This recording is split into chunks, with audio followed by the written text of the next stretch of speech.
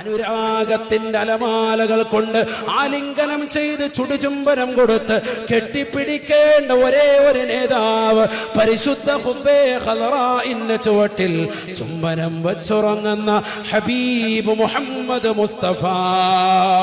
മൽഹറുല്ലതമായ ഹബീബ് മുഹമ്മദ് മുസ്തഫ, സാദിഖുൽ മസ്തൂഖായ ഹബീബ് മുഹമ്മദ് മുസ്തഫ, ശഫീഉൽ മുദ്നിബീനായ ഹബീബ് മുഹമ്മദ് മുസ്തഫ സല്ലല്ലാഹു അലൈഹി വസല്ലമ തങ്ങൾ മാത്രമാണ്.